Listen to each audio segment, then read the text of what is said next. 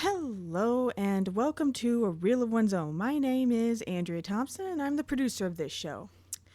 The things you will hear over the next about an hour or so, 45 minutes, represent the views of A Reel of One's Own and the people making them. All opinions and quotations in no way represent River West Radio and are the sole responsibility of the producer, guests, and callers. River West Radio is not liable for any legal issues arising from the content of this program.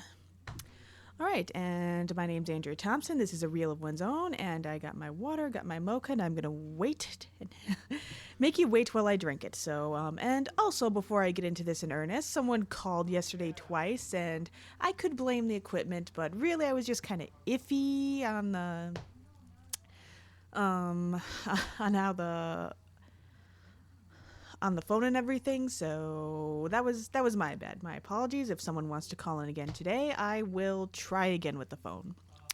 And also, I'm going to be talking kind of quick because I don't usually drink coffee, and what can I say? Mocha does things to me. Right now, only a few more days until Christmas, so I want to say Merry Christmas and thanks for listening, and I sort of have a present for my listeners. A review of a movie that is not in theaters yet. I am just that good. Yeah, I don't think I've seen any of the movies that have opened. I was not able to see any of the movies that opened this weekend or Wednesday, but like I said, I can give you a review of Les Mis.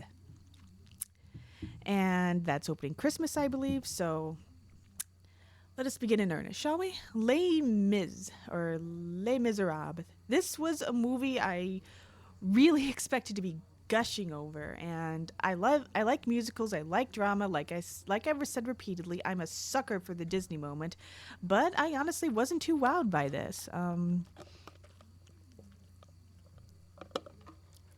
that is really disappointing to me because, well, for the reasons I've said before, because you've got the play, you've got the cast, you've got the great songs, and while I haven't read the book or seen the musical, I figured, well, this could be an asset. All of this could be new for me, and I was excited for more personal reasons.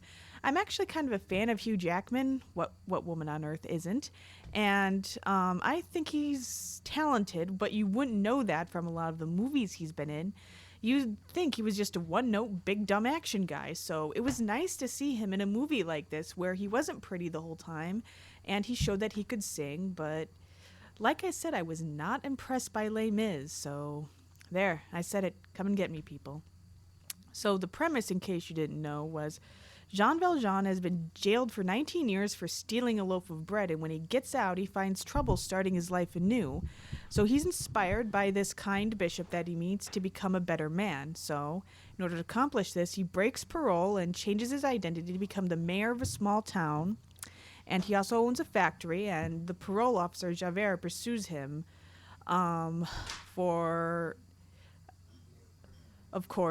many years. And with this movie, it felt like the filmmakers, along with others that kind of adapt these hugely popular plays, books, art, were afraid to change anything and risk offending and alienating the fans. You kind of saw that in, like, Harry Potter and obviously Twilight, so it felt like kind of the same thing here. And so because they didn't change anything, I felt like I was watching a play without the warmth and liveliness of the theater that you get when you go.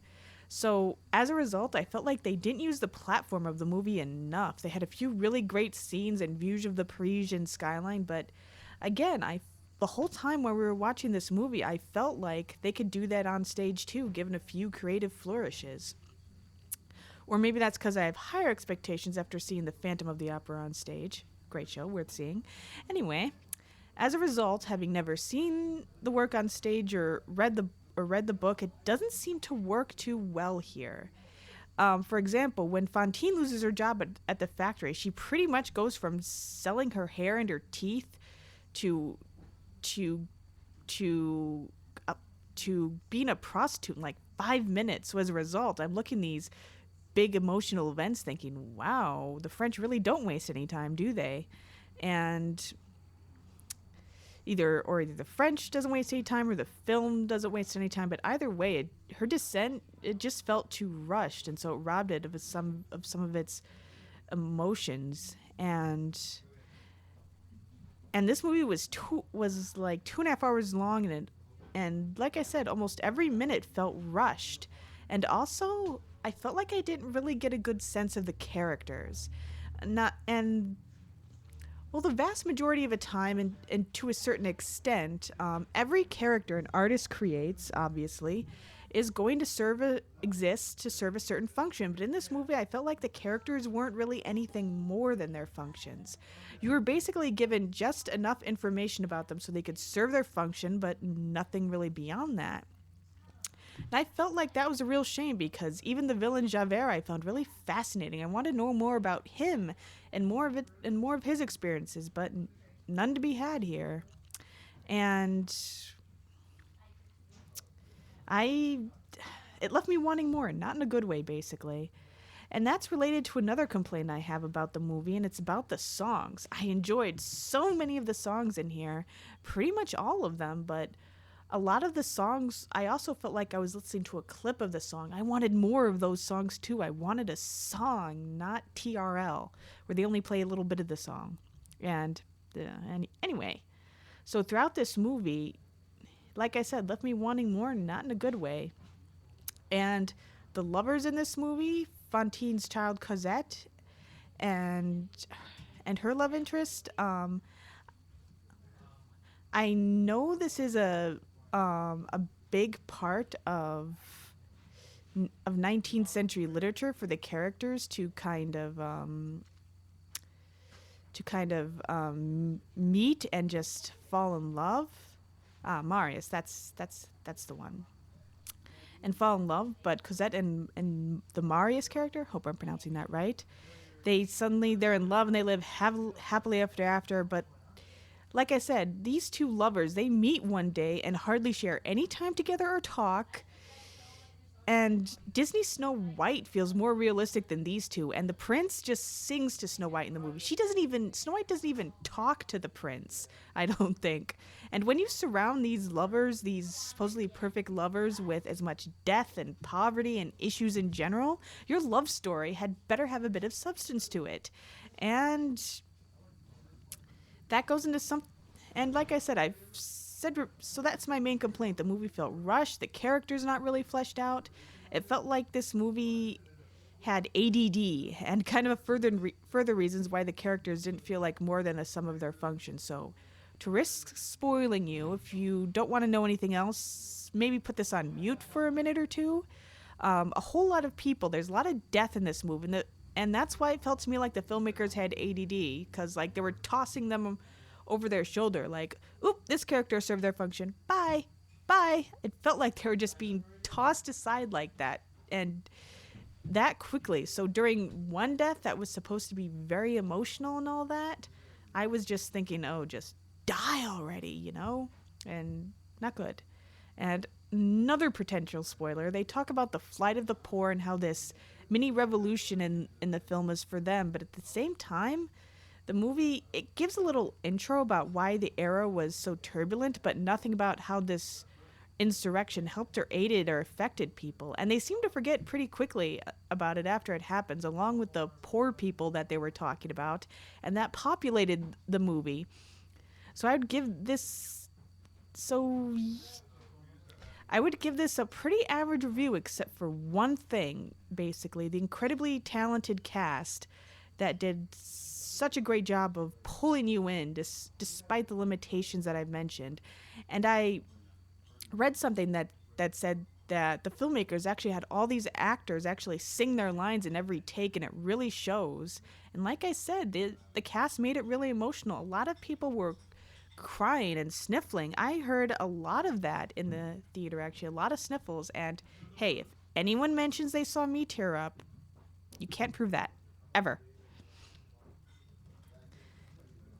And people, after I got out of the theater, people were singing these songs after they came out, and they were in my head too a long time. Like when Anne Hathaway's character Fantine sings "I Dreamed a Dream," just to use one example, that is an incredibly emotional moment. So, And they did have some great comic relief in the form of Sacha Baron Cohen and Helena Bonham Carter as Mr. and Mrs. Thenardier. They were fantastic whenever they showed up in the movie. So you do get some comic relief here, people. And honestly, from what I read, this has kind of always been the case of Les Mis, from the novel and even to the musical itself to a certain extent, I think. And it'll probably be the case with this movie. From the very beginning of when Les Mis started, the critics hated it or gave it mixed reviews, but the public loved it. They loved the novel, they loved the musical, and I think a lot of people will love this movie too. So, and let's be fair, if I didn't have that small part of me that was somehow incapable of enjoying myself fully, I probably wouldn't be a critic now, would I? And so I guess like I said, in my opinion, final verdict, the cast pulled it up slightly above average. So I would give it a B plus, I suppose.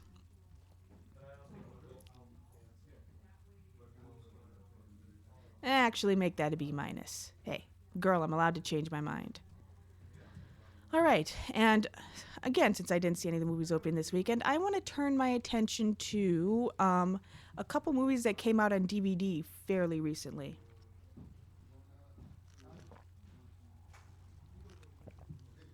And you know how I like to shift gears, so I want to talk about Killer Joe. This one, just thinking about this movie, it's actually making me quiet, which is a remarkable thing. Feel the pauses. Feel that? Yes, I could actually remain quiet for that long. And now I have to drink.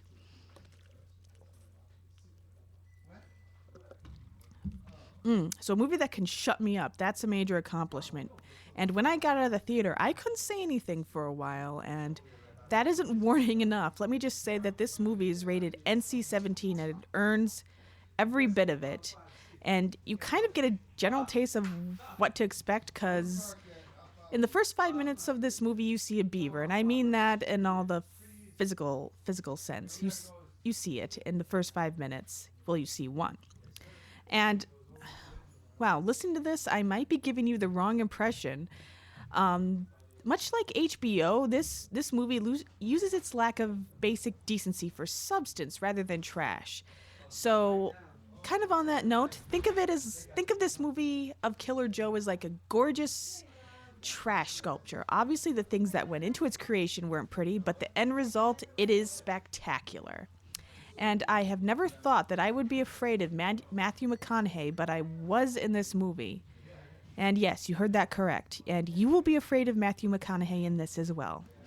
It's part of a general comeback, and he has such a presence that you would have to see to believe. But I'll rant about that at the end of the review. Let me get back to the plot. That's right. That's what I need. It's basically about a bunch of Texas redneck trailer park idiots, and the main danger with these people is that other people will underestimate how stupid these people are. So one of these dumb rednecks is named Chris Smith, and he's played by Emil Hirsch in a very different role for him. He finds himself deep in debt to a drug dealer. So he comes up with a solution to his debt problem that has absolutely no chance of going wrong. He decides to kill his mother and use the insurance money to pay off his debts. See? Both logical and foolproof. So Chris and his father Ansel, along with his stepmother Charlotte, discuss this.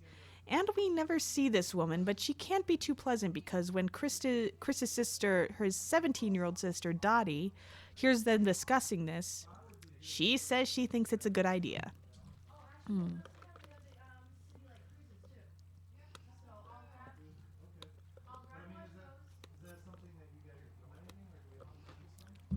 Pardon me. So Chris says he heard about a police detective named Joe Cooper, aka Killer Joe, who has a little business on the side.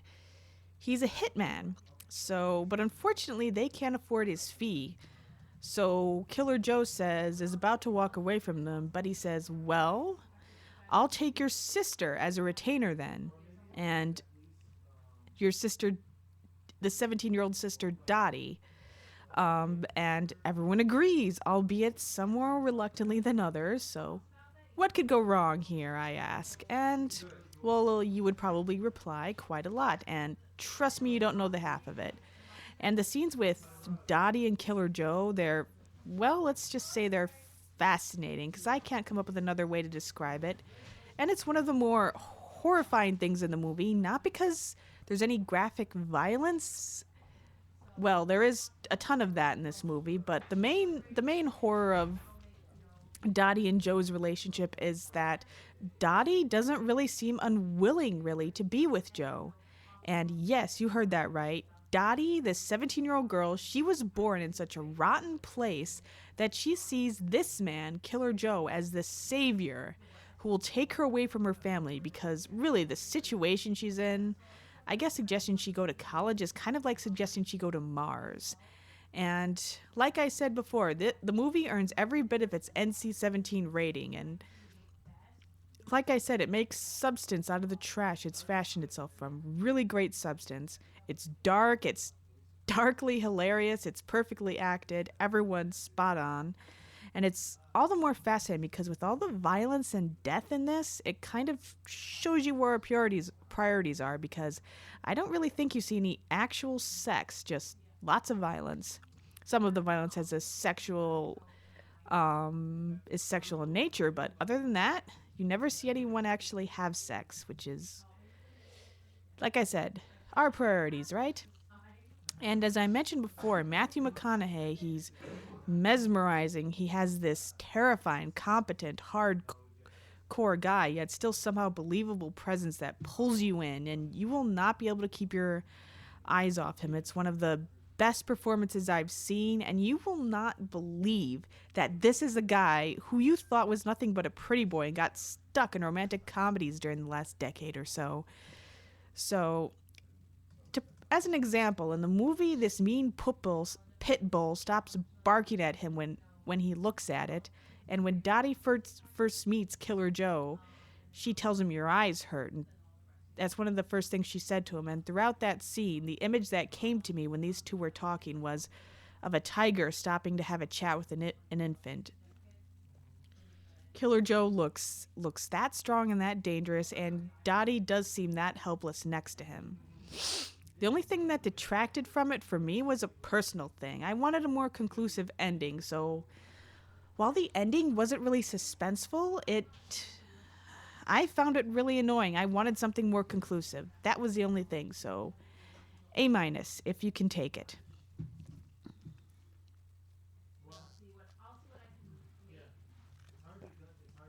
And now I'm going to switch gears again, and I'm going to talk about a movie different from the previous two movies I discussed called Meek's Cutoff. Now, what brought me to this film is that another film starring Michelle Williams, which Meek's Cutoff has, it came out about a month or two ago, so it actually reminded me of this one. And Meek's Cutoff has a special significance to me because I was born in Wisconsin, but spent a great part of my childhood in Wyoming, about 9 years. So I grew up a lot closer to the American myths and glorification of the Old West, Native Americans, and especially the stories of the Oregon Trail, because honestly, we don't have much else out there. Let me just say that. And this is what the movie was really about, deconstructing those myths. And when it came out, this was in Milwaukee for such a short time, so I get the feeling not many people saw Meek's Cutoff, but looking it up, a lot of people agreed with me about how great it was.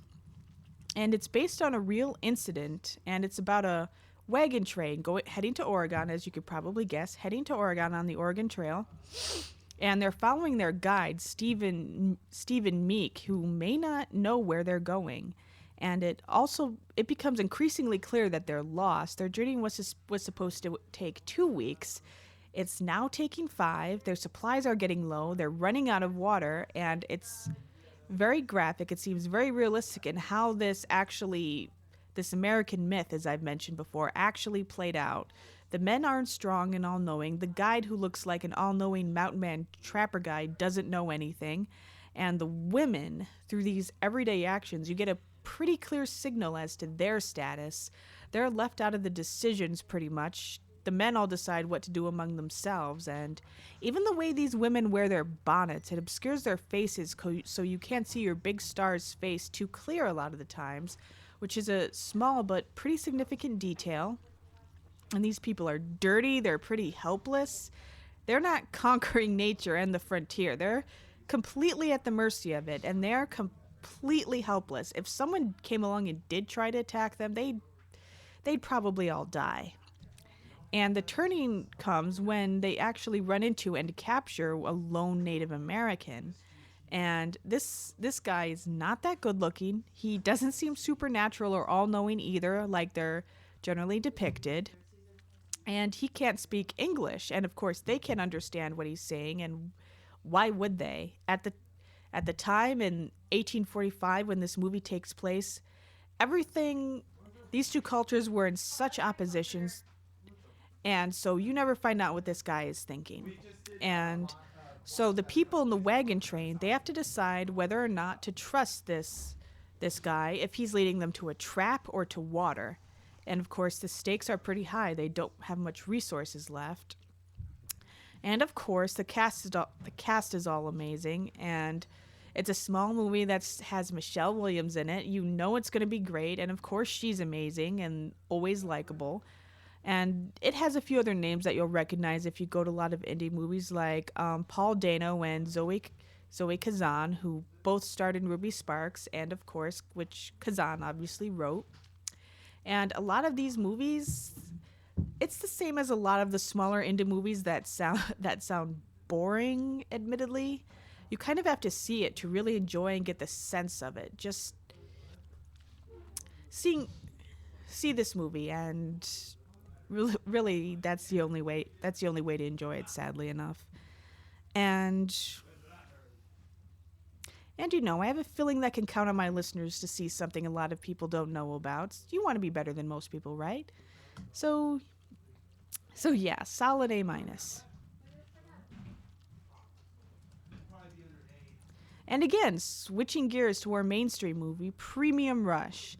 This just came out on DVD yesterday, I think, and you can probably tell from the tone of my voice that I'm not a big fan. I did like it, though, and I would recommend it. There are a lot of good things about it. One sec.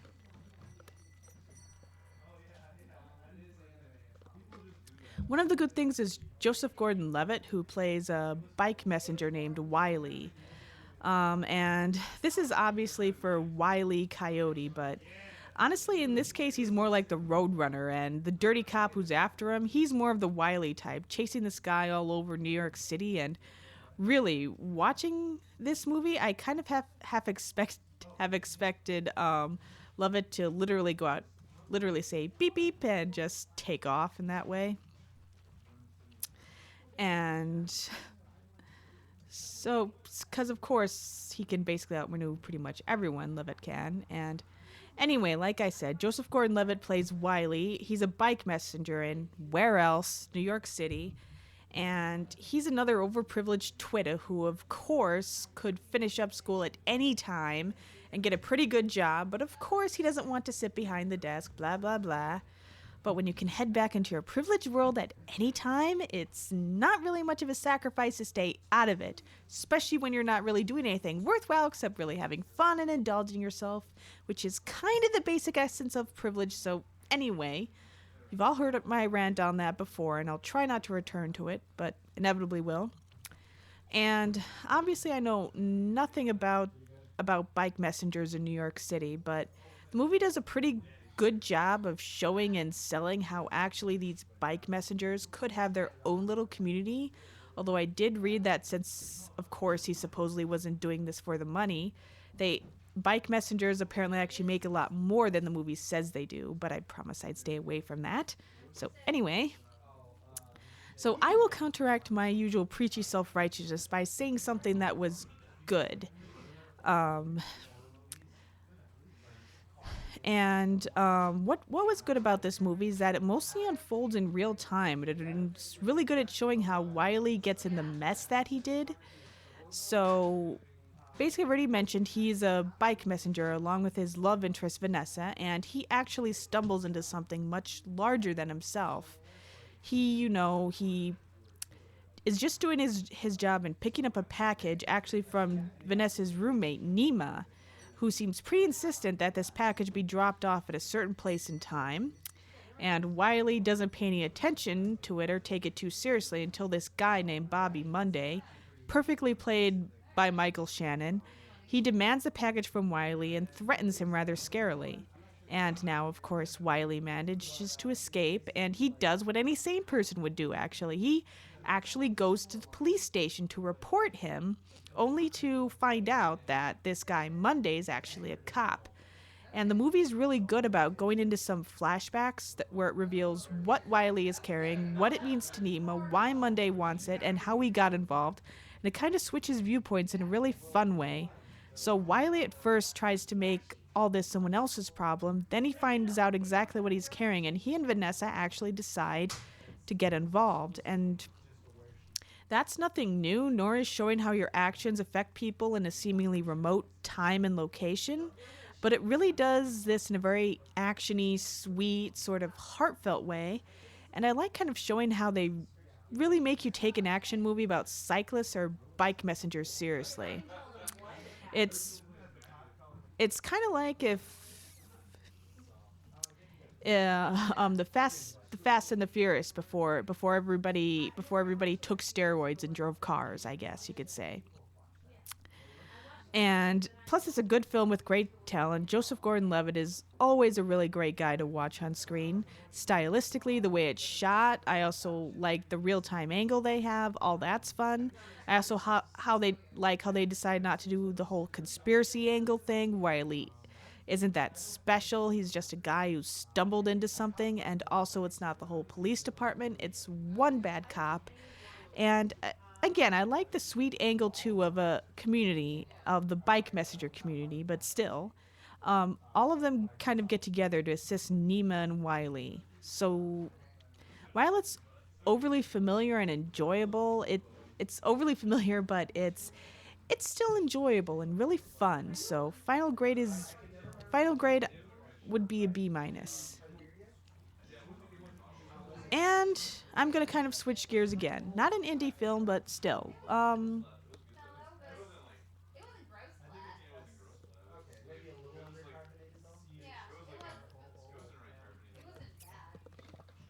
really average film, but what struck me is how much it didn't work. I guess it's well. Let me explain. The movie it also kind of recently came out within the last few months. It's called The Raven, and you can't help but compare this movie, The Raven, to another film that kind of a similar concept takes place in the same time period.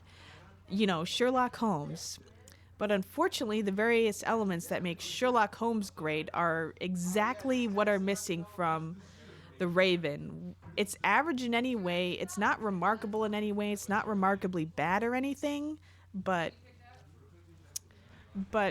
it still struck me because how it tries to be Sherlock Holmes and fails on in every way. And The Raven actually opens with a murder as we see the police discover the bodies of a woman and her 12-year-old child who have been murdered in a manner right out of the Edgar Allan Poe story, The Murders in the Rue Morgue. So we then cut to Poe, played by John Cusack, who is desperately trying to paint his character as the quirky, wittable, but lovable drunkard pining for the days of his former glory.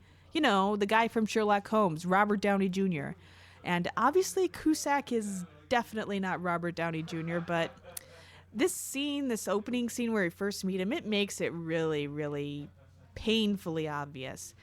And since we all know our destination, we all know how this kind of movie's gonna end, and whether or not we enjoy the journey depends on the person we're traveling with. And Cusack just doesn't make Poe as compelling and fascinating a character on screen as he probably was in life. And Poe really had an interesting, really kind of tragic life, and they don't take advantage of it at all. And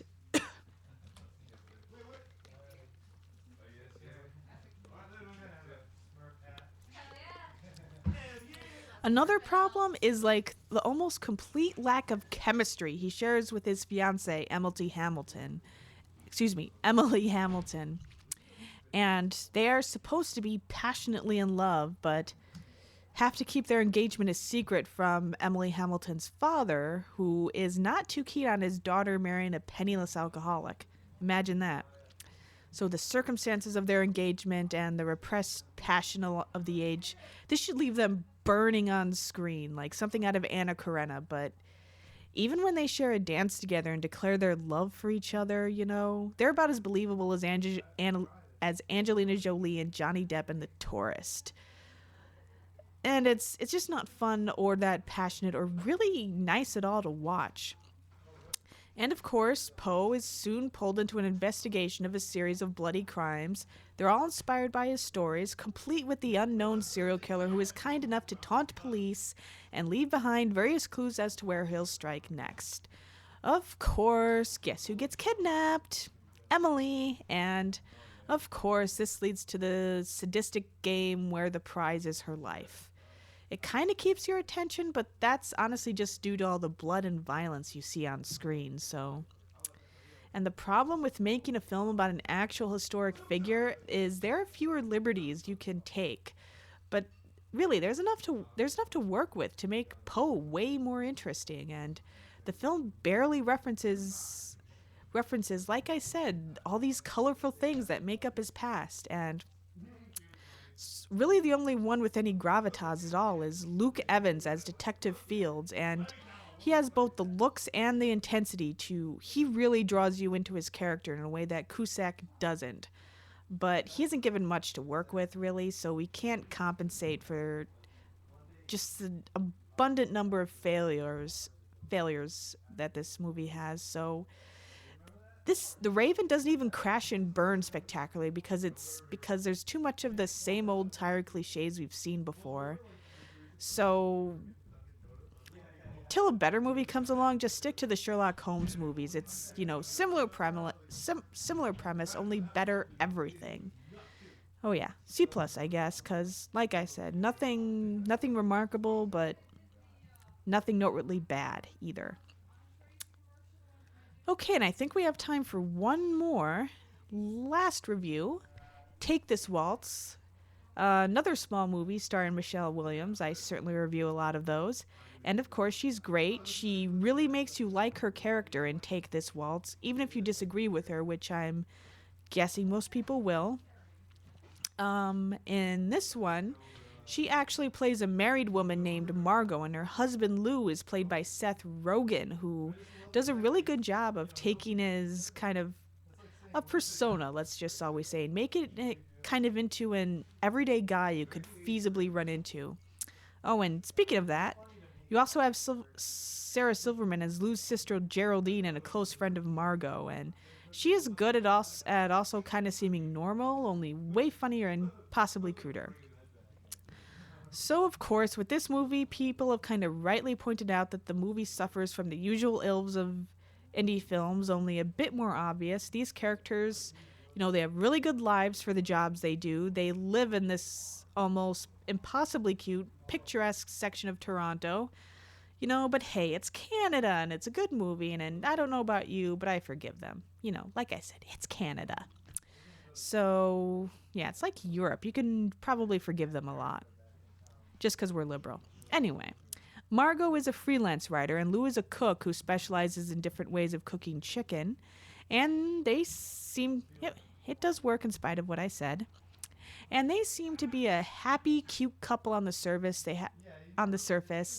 They have their own couples language and inside jokes that might seem weird or even a little sinister to outsiders who observe this, but it works. And Lou is a very kind man. He's great to Margot, but I guess Margot just finds him a little distant and too comfortable in their relationship for her, I guess. And at least that's how I interpreted it. In the movie, it's just seen as a vague kind of discontent that you can kind of draw your own conclusions from.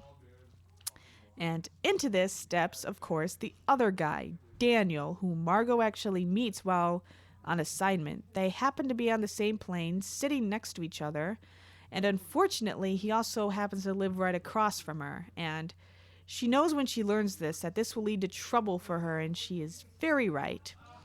And watching Margot and Daniel's chemistry in the beginning is very interesting since he seems to spend about the first half of the movie kind of belittling her.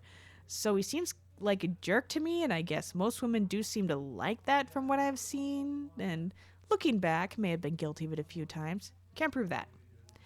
And men seem to have seem to spend some time finding very unpleasant women alluring also. So think The Graduate and The Heartbreak Kid. The old version, don't even get me started on the remake. And anyway, I actually like the guy, Daniel, more as the movie goes on, and I kind of have to admire how he does his thing, how he shows up but keeps his distance so it doesn't quite look like stalking. And he does seem like a nicer guy more into the movie. And Michelle Williams does make you feel for Margot, of course. Or at least she makes me feel for her as she struggles with her confusion as to why she would find Daniel so attractive when she has such a good thing at home with Lou. And I really found Sarah Silverman's performance as Geraldine to be quite interesting. And she's a mostly recovering alcoholic in this movie, which, let's just admit it, not a nice thing to to be in real life, but it's always fun to see on screen. And she actually comes off as kind of the saner one. And you've seen it before, the addict or ill or mentally ill person who, of course, is wiser than everyone around them, but still, it's Sarah Silverman, so she still makes it fun. And like, all these indie movies starring Michelle Williams, it's very naturalistic. The people are believable. Except for a few moments of disbelief, which I mentioned earlier, you believe that these could be real people if overly comfortable. And like I said, I love seeing Sarah Silverman in this movie so much. She makes it fun and really enjoyable. So I would rate it solid B plus. And I think we come to the end of it. So I hope you enjoy Friar Otto. And once again, I want to thank you for listening and wish everyone a Merry Christmas. And I hope you all enjoy your holiday and also a Happy New Year.